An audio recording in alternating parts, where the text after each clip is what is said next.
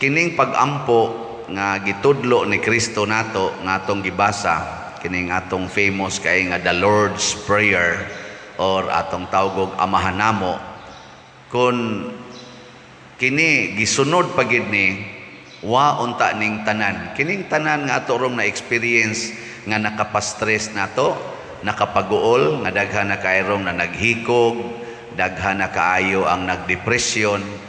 Wa gyud unta ning tanan kung gisunod pa ning maong pag-ampo. Kay kani man kong pag-ampo murag atong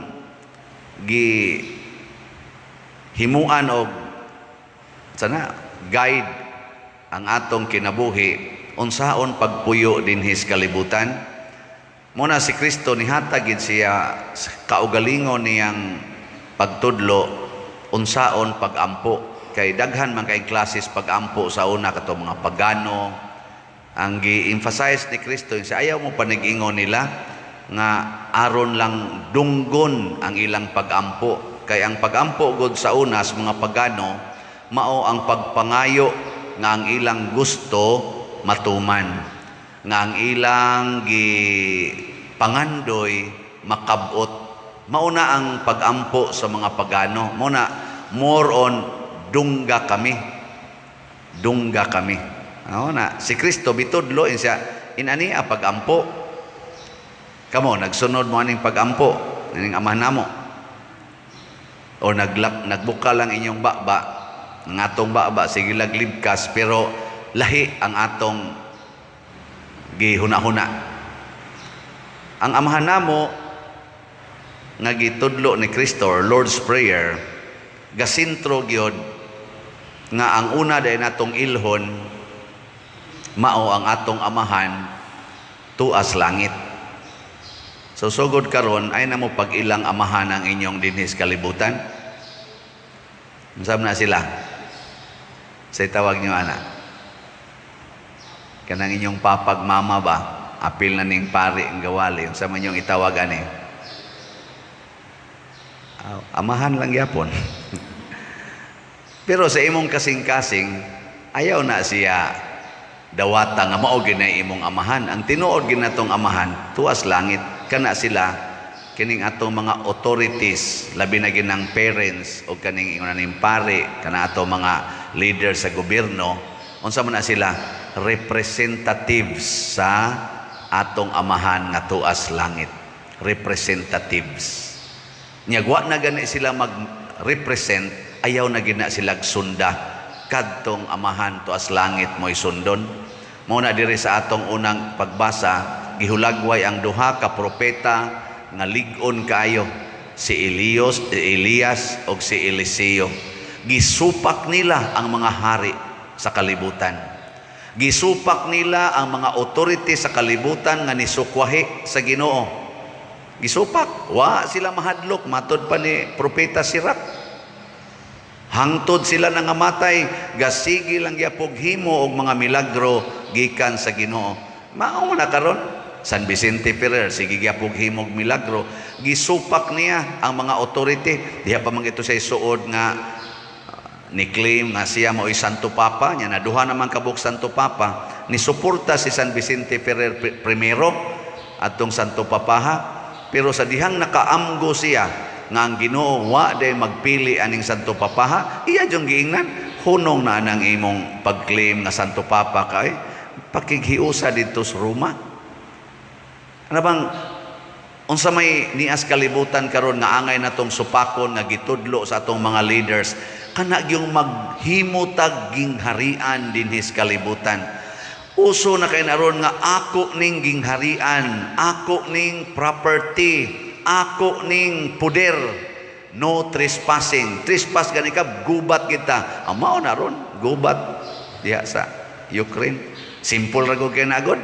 Parihara gud na aning atong common nga mga kaso dinhi, ilog sa utlanan si yuta. Wa day nakinihaay dinhi. Manimbar ba mo usahay? Nya kinihaay, mag-atbang pa, nya pulos na gampo Ginoo in town. Mudaog ta kuskaso. Mapildi unta ng animal na dihang galuhod-luhod. Matarong ka na, malipay kang atong amahan na. Mao na di ta maghimo gingharian dinhi. Unsa man ang gingharian sa Dios atong gipangandoy, ang gingharian sa atong amahan maoontay ni adinhi. Dili kay kita maghimo gingharian, maapil unta tas gingharian sa atong amahan. Ug unsa man ning gingharian sa atong amahan nga langitnon, naa diha ang pipila ka mga kuan, naa diha ang gingharian sa pagpasayloay, gingharian sa paghigugmaay. Mao na ang gi-emphasize din higyod, pasayloa gyud ang nakasala nimo aron pasayloon sa kadidtos amahan. Tanawa ra gud na kanang muhuman, kanang magpasayloay ba? Di ba? Ano man sad mo muuyon, di san mo ka wa mo kasuway kanang magpasayloay para gud nang bana og asawa mag-away, way tingganay mga usak semana. Tanawag magpasayloay, inigingos ba na, sorry kay day, ikalima pa man sa ning kabit nako, sorry gyud kaayo. Ana, saon man gyud, huyang man gyud ko nya. Moingon sa nimong asawa, sakit man tuodong, pero bana man gyud ka, nya ako man gyud nang tulubagon ang paghigugma nimo, okay na, pasaylo na tika. Tanawa, di ba? Awa mo kay imagine. Dugay kay mo katugoy. Magsige mo tabi. No. Nindot kayo ang kasing-kasing ba? Bukal-bukal sa kalipay. Anong maramang mo di mo yun? Wa mo kay bao sa gahom anang pagpasaylo? Unsa ihatag sa anang pagpasaylo? Kalinaw. Huwag tang natanan nimong stress. Oh, anang forgiveness. Ingon ani ba og tinuod gid ni nga mao'y gibuhat pagka para nako mao ni gikinahanglan sa kalibutan karon. Mao ni siya ang modeling sa tao nga giharian og Ginoo. Kamaong mo pasaylo, kamaos ang mangayog pasaylo. Nay kuno lingian na imong tupad. Ina kamao kang mangayog pasaylo. Ina lingia. Nga gahi ra ba kay tagnaong usahay, bagtok kay tag mga naong. Di ka maong mangayog pasaylo, di sad ka maong muhatag og pasaylo. Sigihan gyud tug hunahuna kadtong nangagi hangtod patong dugay na kaistanan gikan pas mga lulos, mga lulo sa kanang mga lulong lulo nagirip tong imong lula sa imong lula sa una mga buangon mga kaliwat. Ana ayaw na ay pasayloan na. Ano na ingong Ginoo, ingos Kristo dire, pasaylo ay. So kining maong gingharian makita ni nato sa mga taong mapasayloon og mahigugmaon mo na ingos Kristo, pasayloa gyud kapituan kapito ang imong mga kaaway nya higugmaa hangtod ka mamatay. Mao ni ang gingharias Ginoo. Nya unsa may resulta? Ang kalan-o nato sa matag adlaw naa. Why stress? Tanawa ng mga taong kusog kayong makighiusa siyang isig katao, magsigig ampo, magsigig sunod sa gustos Ginoo. Makabsan bagos pagkaon? Di oy, di sad maputos sa utang. Kadtong nagfamine og 3 ka tuig kapin si propeta Elias, ang biyuda nga hapit wa nay pagkaon, iyang gipangayo ag pagkaon, unya kay nisunod man siya nga mao man ni gustos Ginoong pakanon ti ka.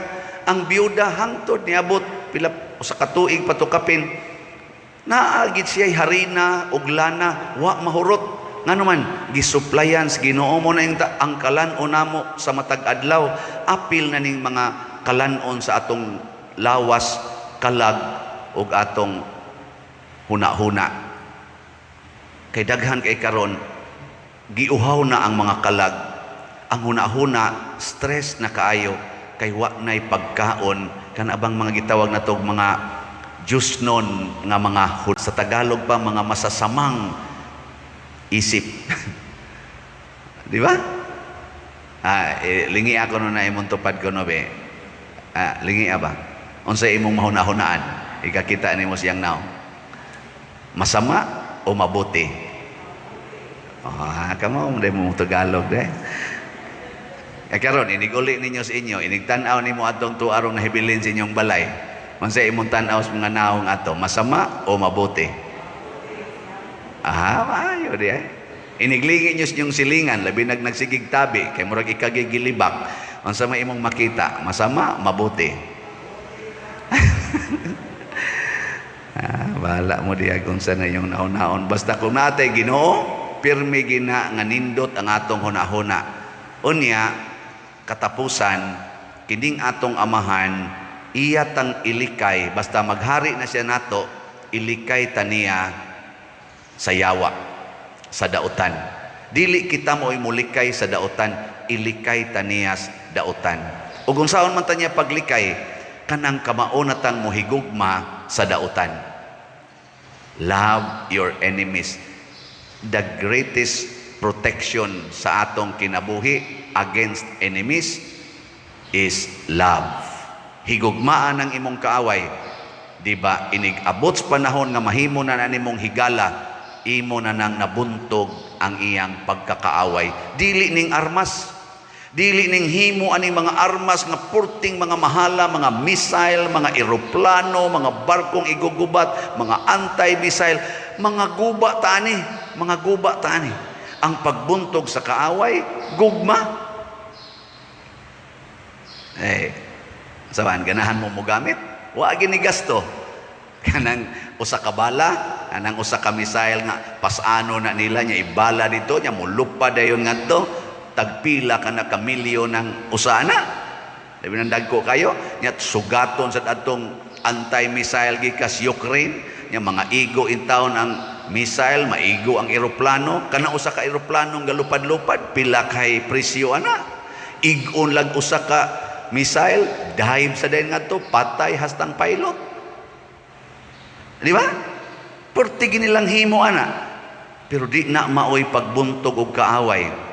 Unsa may maayo, kanang imong gigasto ana, may pag-ipalit nimong slot. May pag-imong i-donate sa mga way kaon nimong silingan. May pag-imong patambalan kadto mga taong wa na gitaw ikapatambal. Kana buntog gid ang imong kaaway ana, kay tinuod natong kaaway mao ang yawa.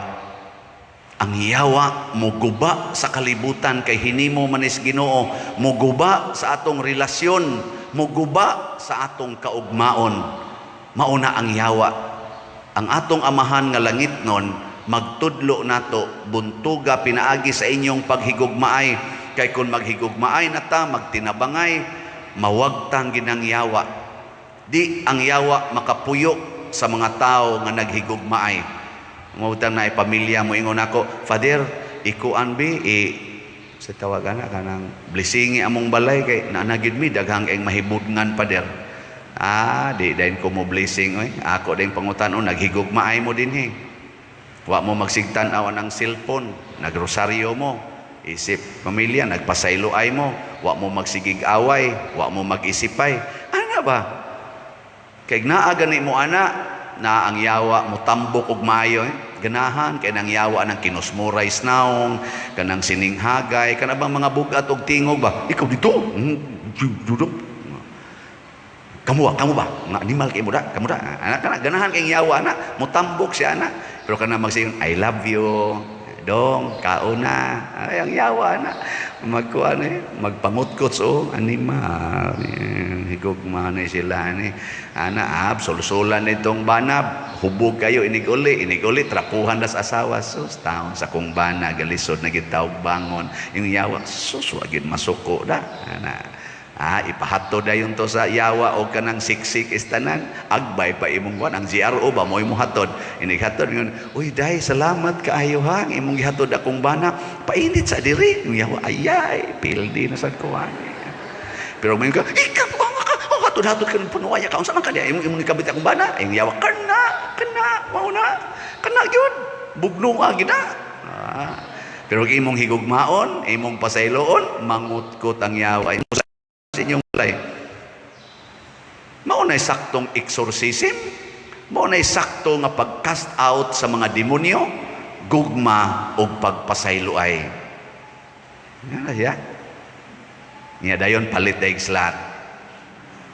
Ayaw igasto ang mga butang nga makapanindot sa imong koral, makapanindot sa imong mga gamit diha. Niya dayon mahimo day kang igihan kay istanan, porti na nimong dalia masuko.